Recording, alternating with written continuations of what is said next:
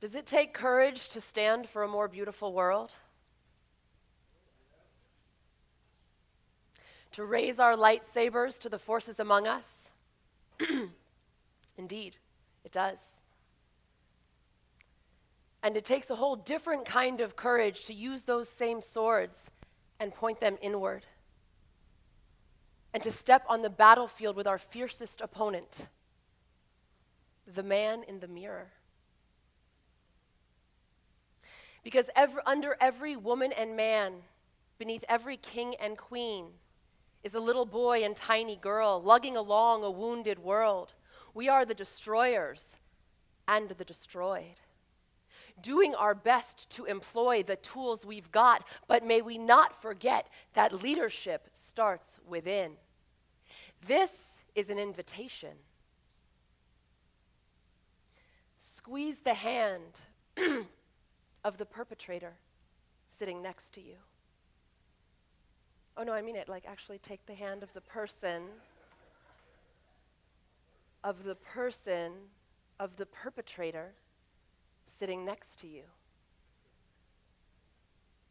And now feel the pain of their victim too. They are alive and well inside of me, et tu, Brute, inside of you. Was that weird? Is that uncomfortable? You can put your hands down. Thought we were here about talking about politics. Business as usual, please, folks. Newsflash, my friends, we are not here to do business as usual. We have come to disrupt business as usual. And it might get messy. It might be a little uncomfortable. But you know what's more uncomfortable? The state of this nation. And the price of inflation, of closed hearts and masked feelings, and the overwhelming, ever-compelling ego yelling out, look good at all costs. Because looking good is gold, and I am rushing west to get mine, mining for the shiny gold of doing it right, saying it best, lest you think less of me. But I did not come here to look good.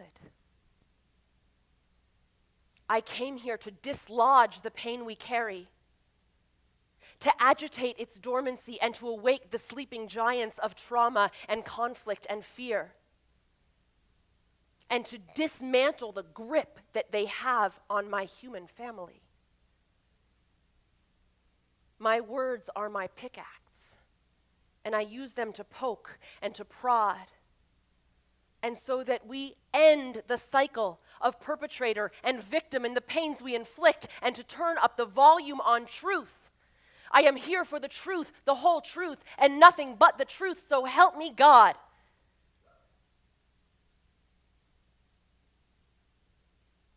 So I guess I'm going to have to let you see.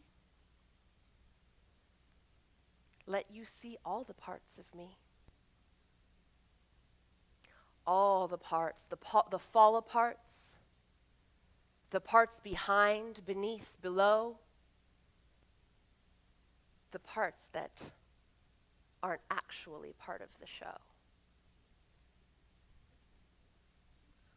What are your parts that you don't want the rest of us to know? Am I brave enough to tell you about the guilt and the shame that course through my veins and what lies behind the tears that have soaked my living room floor? When my queen dissolves into a sobbing mess of a wounded little girl whose heart is beating out of her chest, drowning in distress and terror, crumpled up in a ball. Do I have the courage to bear it all? Do I have the heart to admit when I'm wrong? To own my shit and be with the parts of me that hurt the parts of you? Like truly, without defending even a whisper, without defending even a whisper. Can I step down from the high horses I ride and not have to be right about anything? Leadership is not for the faint of heart. The micro is the macro. My salvation is collective liberation. Feeling our most vulnerable feelings is in direct service to collective healing. And so I ask, how uncomfortable are we willing to be for the sake of the whole to be set free?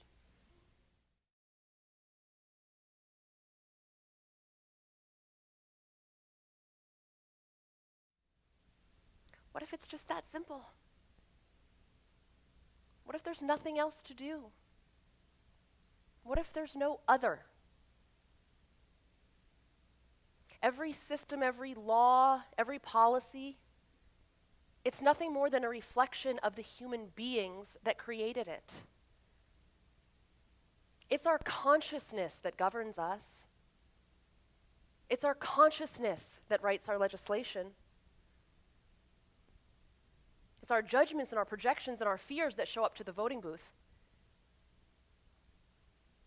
If we want new government, if we want to change our laws, then we change our people. And that's us in this room.